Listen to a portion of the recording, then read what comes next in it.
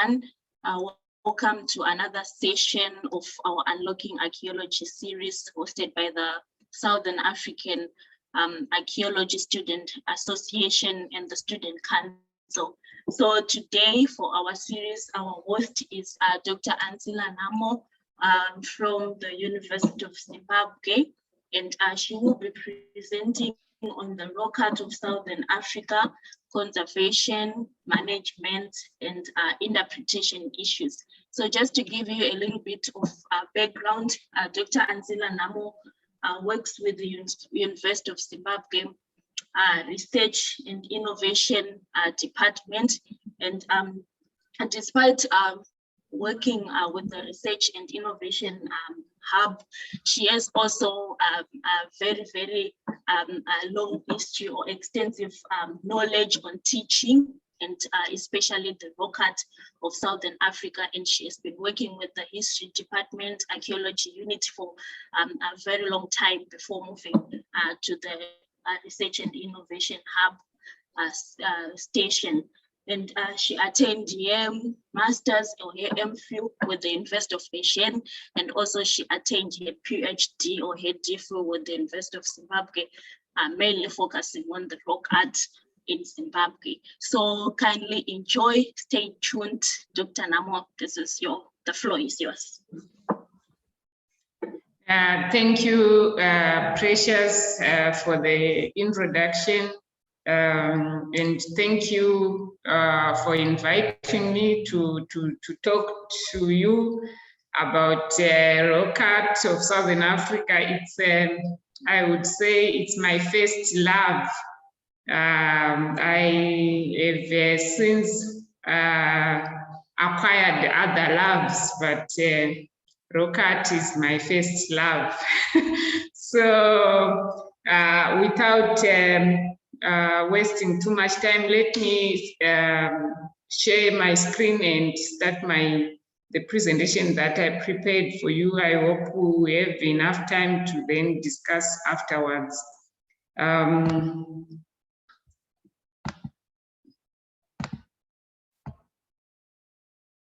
My presentation today is entitled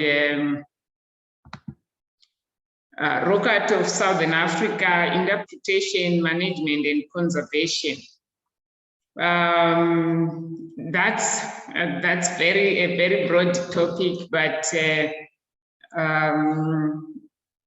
I thought we could talk about everything, because usually once you start to look at the rock art, you delve into the various aspects of it.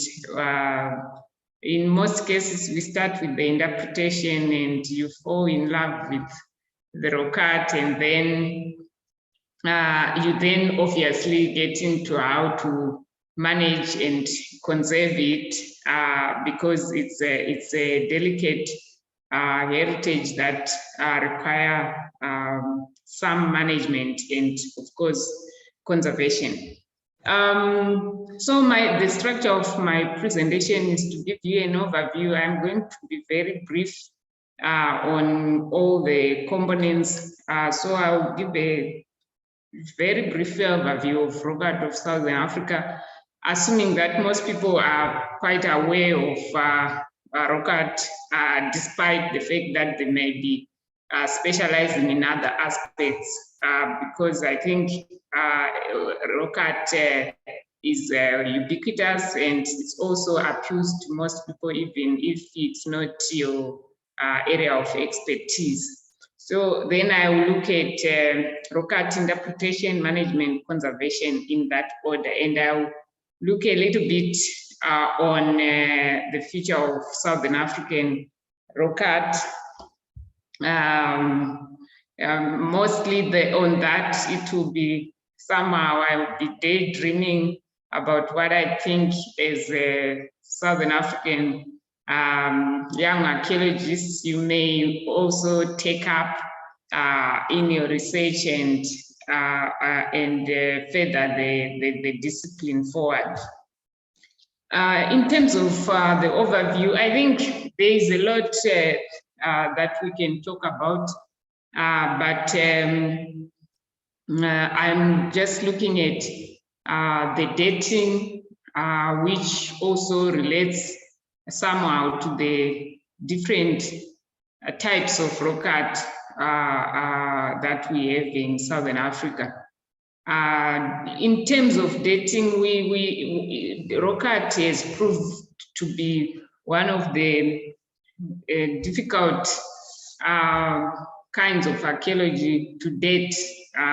We probably all know why it is a bit difficult to date, even though it is one of the most available archaeological remains, but because of its exposure to modern environments, it becomes difficult to use most of the dating methods that we can use for other kinds of archaeology. So you find that we have very few absolute dates available.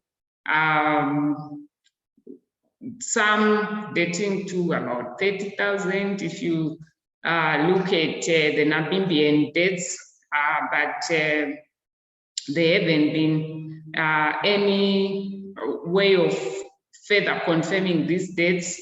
After that, we have the oldest coming at about 13,000 from here in Zimbabwe, Matobo, and then most of the dates that we have are much younger, to around 6,000, 7,000. Those are that's where most of our absolute dates concentrate on. But we know for certain that rock art in Southern Africa is much older than that, and it may even go further to about 40,000. But the dating is haunted Southern African researchers from time immemorial. And the styles and probably the types of rock art, we know that we have hunter-gatherer rock art, or what others would call fine line art, where we have like the one that I'm showing in this slide. Then we have finger painted images, some belonging to farmers, others belonging to the others belonging to hunter-gatherers, others belonging to herders. So we have those types, and of course, I know that most of you know that there is a geographic distribution in terms of Southern African. In terms of those styles across Southern Africa. And of course, we have the two distinctions where we have rock paintings and rock engravings. Again, these are distributed somewhat geographically according to the favorable conditions for each of them. Then, obviously, the dating is actually very important. You find that most of the dating, the types of dating methods that we use, whether absolute or relative, would impact on the interpretation framework that we have, such that I believe that we don't have much. We have a lot that we don't know about rock art, basically because of our problematic chronological system. But that's one area. And of course, another area that dominates Southern African rock art is the issue of style. This is another long-running question. What is style? You'll find that most people, I think there are more definitions of style as there are rock art researchers. So those are two major things, although again, the stylistic issues impact on almost, especially on the interpretation of rock art, because once we define a particular style, we can then go on to deal with what then the rock art is telling us. So no matter how much we may try to avoid style, for some time, for those of us who have been in rock art research for a long time, we remember a time when people didn't even want to talk about style. But I think it's a stubborn concept in rock art. So it continues to pop up every now and then, mainly because it influences how rock art is defined. I believe that it influences, especially in issues of the common aspects across Southern Africa and the variations that we do. And those are hinged on how the rock art is done geographically and of course temporally as well. So these two components, I believe that they are very critical, and I also believe that these are some of the things that really still need further research in terms of other issues. They have been addressed, but these keep coming up. That's why I'm highlighting them here. Okay, this is, as I mentioned, fine line art from hunter-gatherer. Then we have the what is called finger painted, or the white paintings. Mostly they are assigned to farmers. Then we have engravings. In terms of interpretation, this is a very interesting area, and I think for a long time this defined rock art research in Southern Africa, and I believe we are leading. We have been leading for quite some time in terms of rock art interpretation across the world. Most people today, it is very difficult to write about rock art even wherever you are in Europe without referring somehow to Southern African rock art. I think we have had that impact on the global scale. Of course, there are diverse ways of looking at rock art interpretation, which then impact on how you come up. I mean, the kind of interpretations that you look at. You may look at iconography. People have looked at what is being depicted in the art, the specific animals, the specific manner of representing animals or people and things like that. We have also looked at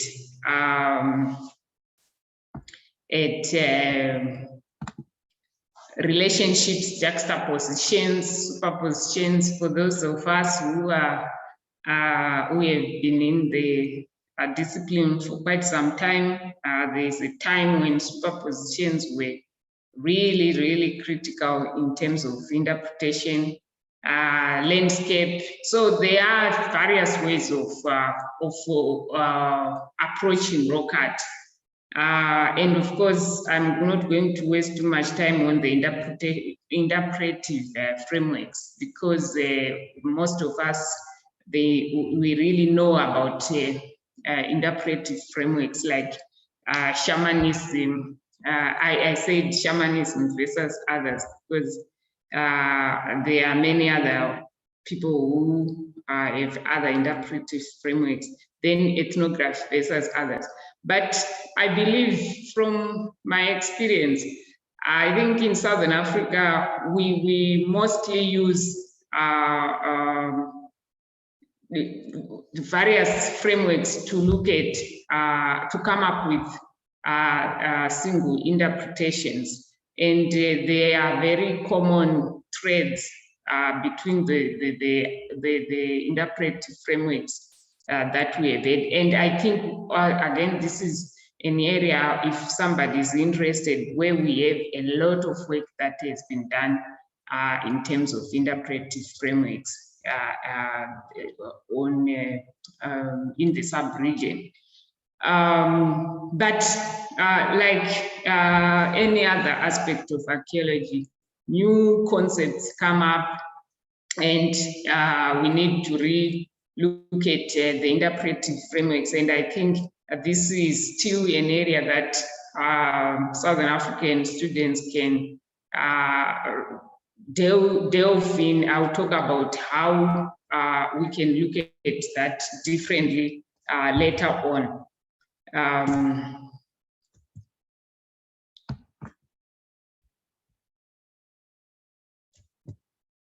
Okay. So I will talk a little bit about my contributions to rock art interpretation. It's actually, as I said, most people who of my generation who looked at rock art, they started with rock art interpretation. So I worked on rock art interpretation from the beginning. I did my master's dissertation on rock art. That's actually when I started to work with rock art, and that resulted in a book that I published in 2007, which is called Out of the Labyrinth, which looked at the significance of kudu in rock art of that particular area. But of course, the significance of kudu is also extends to Zimbabwean rock art, because it's the most common animal in rock art of Zimbabwe. So I looked at that. I've also explored interpretive frameworks, the functionality of different interpretive frameworks, especially as they regard to Zimbabwean rock art. And I have just picked up one of my publications on that from 2013. But I think my major area of interest has been the differences that we see, especially spatial differences that we see in Southern Africa, where we have regional differences, and what do they mean. This was mainly because it's an area that had been sidelined, I believe, for a long time, whereby researchers in Southern Africa were concentrating more on the common things that we have, obviously for a reason, because we were trying to establish a consolidated understanding of the art. But I believe for us to get a nuanced understanding of the art, we then also need to look at the differences that exist in the art and explain them, to say why then do we have these differences, since the artists seem to share common attributes, but then we have these differences. I think it's very important. So I've written a number of works on that, and my PhD was also on that aspect. And in 2020, I also wrote a synthesis of Zimbabwean rock art. After that, I can move on to management. This is my other interest in rock art, but it also extends beyond rock art. I have taught archaeological heritage conservation, management and conservation at the University of Zimbabwe for almost 15 years, I think. So I am very interested in how we manage and conserve the rock art and as well as other archaeological and heritage resources. In terms of rock art management in Southern Africa, I think most, as I mentioned earlier on, rock art is one of the most available archaeological resources. So it's found all over Southern Africa, and it's very clear. Most people do not confuse it for anything rather than what it is. So in most countries acknowledge it as a heritage resource, and they've always acknowledged it since the beginning of colonialism, and most likely beyond that, which is why, of course, we still have, I mean, we still have it today. So it is very visible and easy to identify. Most people, we don't need to be an archaeologist to identify that, unlike other types of archaeological remains. With rock art, everyone can identify it and say, this is heritage.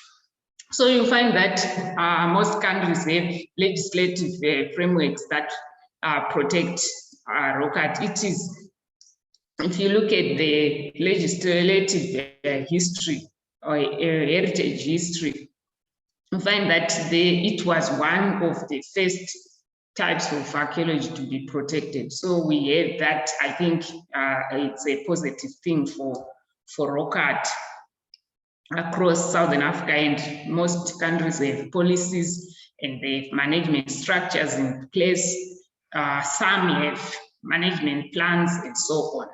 So I think it's a positive thing, but still we have challenges in managing rock art, which I think as students, as heritage managers, we can research on, we can work on, come up with new solutions. The challenges include the fact that it is ubiquitous, and in most cases it is overwhelming to most authorities, because there's just so much of it. For example, here in Zimbabwe, almost everywhere you find it.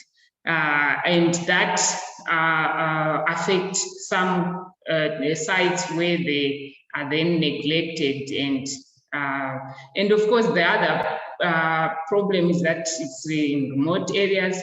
But the other problem may actually be related to the fact that everyone can identify it, and it's easy to identify, such that even people who are not in heritage management try to do something to protect it, and in some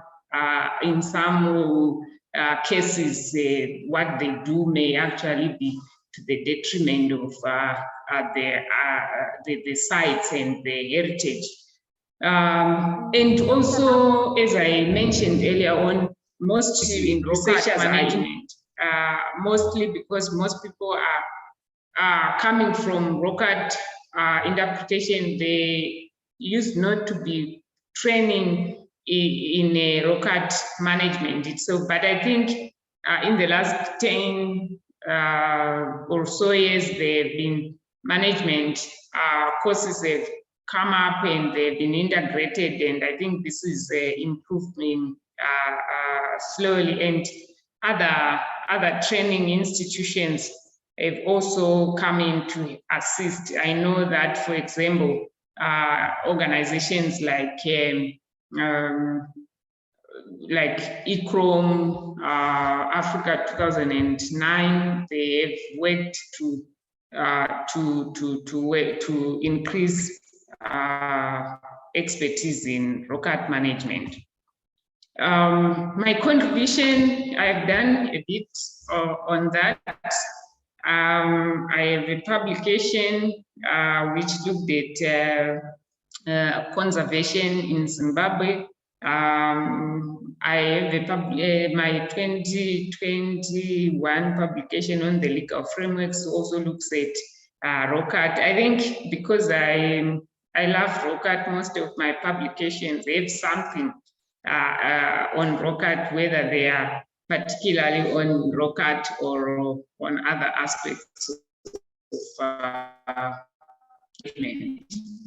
I've also hosted with partners a workshop on Southern African rock art, where I have shared the YouTube, and I've written an awareness booklet after some consultation with colleagues on Zimbabwean rock art. But what I'm very excited about is that currently with my colleagues from the University of Toulouse, we are in the process of working on a website on Zimbabwean rock art, but concentrating on the Matobo.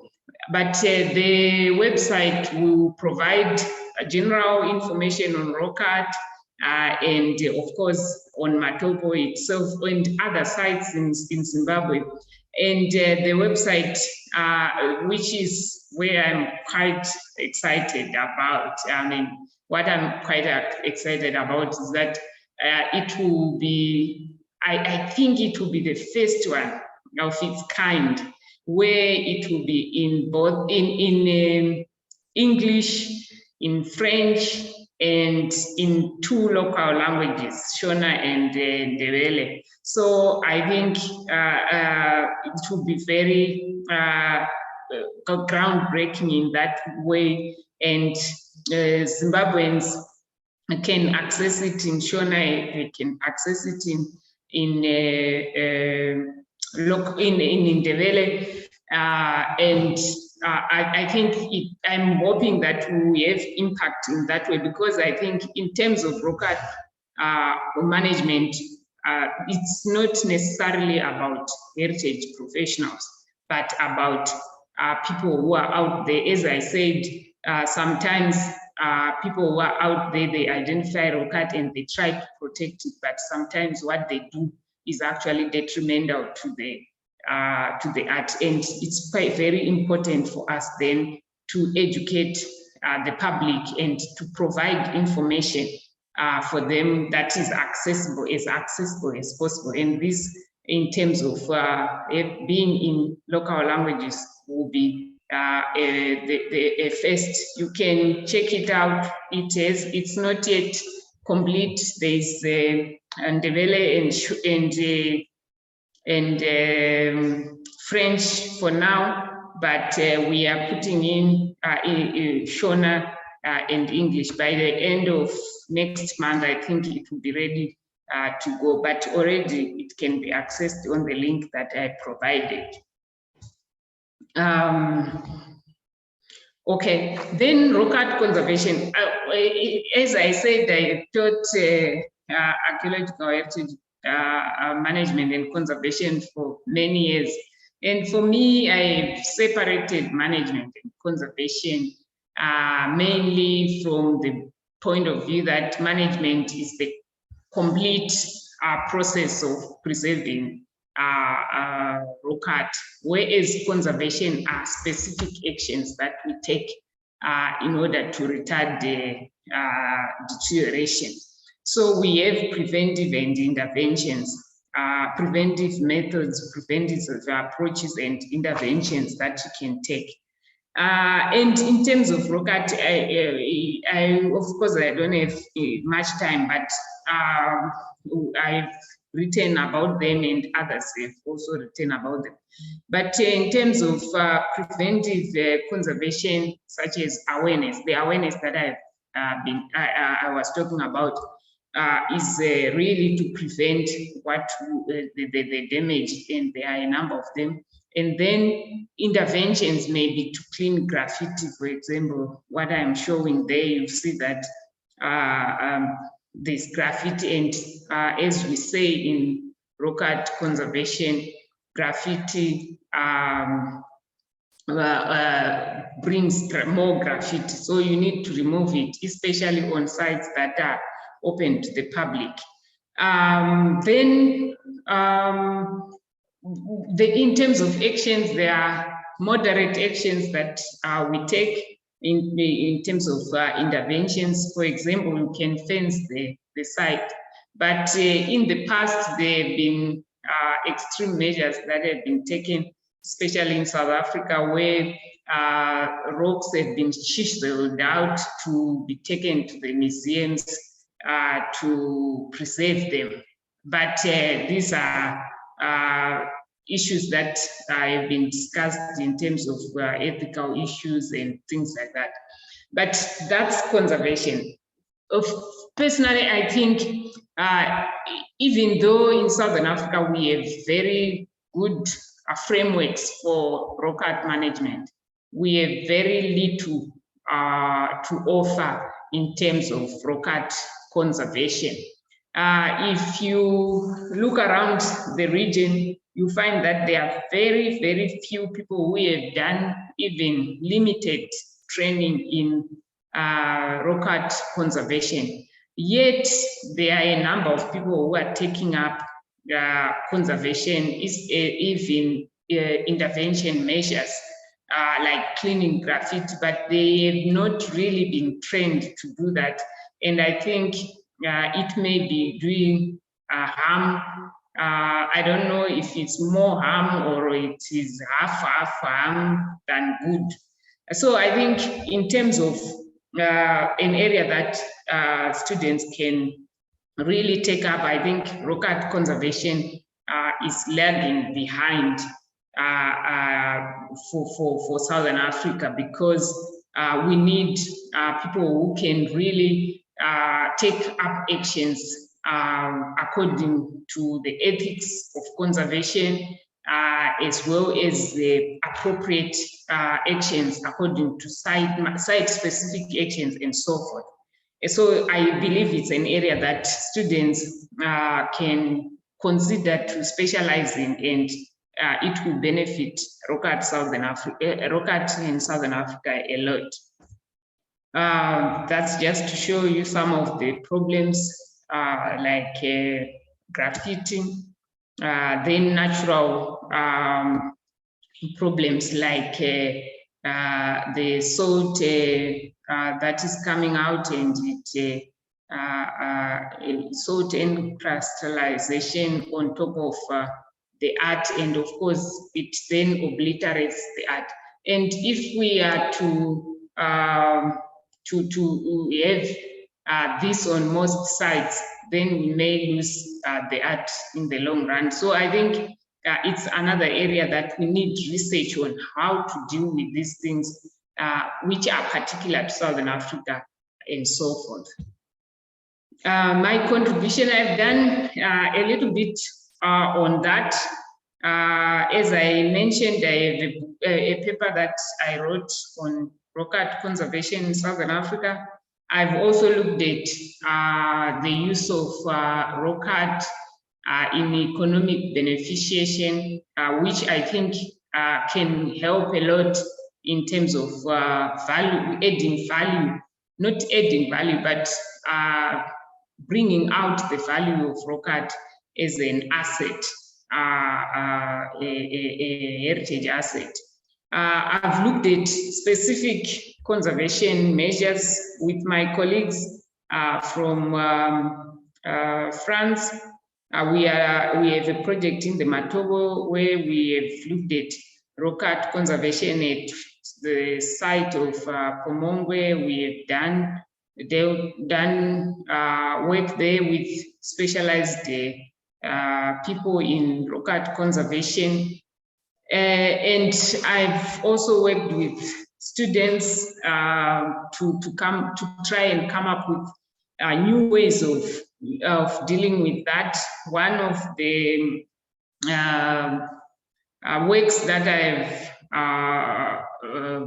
supervised and worked with Chigwende, we have a paper that is coming out in an edited book on rock art conservation prospects of cleaning dust and soot from UNESCO World Heritage Sites in Zimbabwe.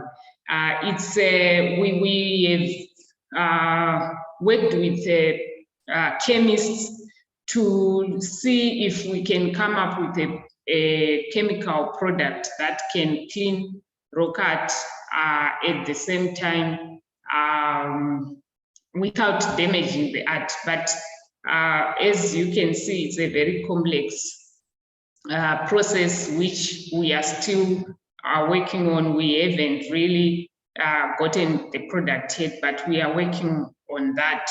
So that's a bit of my contribution there.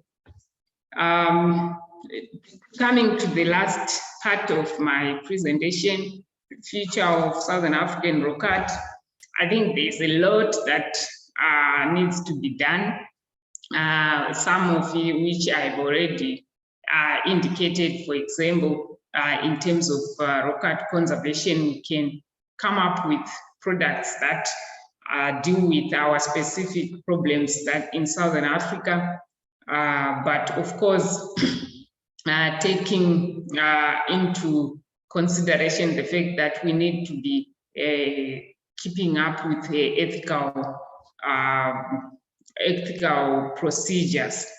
As I said, this slide is looking at some of my dreams when I'm looking at rock art and saying, why can't we do this? I am a very optimistic person and a believer of possible rather than impossible. Can we not identify artists in rock art?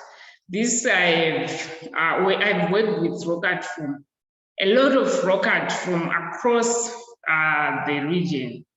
In Zimbabwe, for example, can we not say at this site, the person who did art here also did art at that other site and also did art? Can we get signatures of artists in the art? Because we have known art from the point of view of the regional art. We have what we call Southern African rock art. Then we have these regions within the Southern Africa where we have specific kinds of art that is similar, that shares similarities. And then can we go down to the sites? Can we go down to the artists? This, as I said, is one of my dreams. And also in terms of pigments, can we be able to identify the pigments? Because I think the way we are defining pigments right now is very general. You find people talk of red. Even if you do scientific definitions, you get composition of the pigment. But I don't think to artists that was an issue that it has calcium or iron oxides or whatever. But I think the color that will come out was a very special thing for the artists because they wanted to present a particular color. Can we be able to use big data, for example, to really come up with all the different colors and we code them and we know that these are the colors that would appeal to people? And can we be able to do that nowadays with big data? I think it's possible. But I can't end the presentation without talking about decolonization. Because in rock art, I believe that, hello? I'm giving you 1 minute. Okay, I'm finishing. This is my last, All right. Okay, so as I was saying, I can't end the presentation without issues of decolonization. When I began working on rock art, I was reading the works that have been done. One thing that stood out for me in everything that I was reading was that the work that was written then was not being written for me as an African. It was written for Europeans because people would talk about examples and say the Last Supper and blah, blah, and they'll say us against, we shouldn't take rock art to be similar to our art, and I'm like, what art are you talking about? I'm not even, I don't relate anyway to the European art that people were talking about. So I think we need decolonization in rock art research in terms of writing rock art research for Africans and write things that we can relate to as Africans. And I would challenge other researchers, young researchers in this area, to try and write from an African perspective and see what we can, how we can redress issues of coloniality in rock art. With that, I thank you. Thank you for your time. Thank you for inviting me. I hope you learn something from my experience in rock art research. Thank you. All right, thank you everyone for attending the session, and thank you, Dr. Nhamo, for such a beautiful presentation and for your time for informing us about rock art in Southern Africa as students. Pia and Agenda, if you have questions, I'm giving you half a minute each to ask questions and a minute each, and then maybe by 4 minutes to 2 we should be meeting. Tatenda. Yes, go on, Tatenda. Okay, thank you, Precious. Am I audible? Yes. Yes. Okay, thank you. You know, I'm just nervous that I will not be able to ask my questions in 1 minute, but anyway, let me do this. Thank you very much, Dr. Ancila, for this presentation. It was wonderful, and I hope very soon we will have you again so that we can have like more time to ask more questions. So my question here is, in your own perspective, what are your thoughts in regards to, you know, rock art having few researchers, particularly upcoming students, you know, less interest in rock art? What are your perceptions in regards to that? Yeah, I will be very honest to answer this one. I think for some time, especially after the huge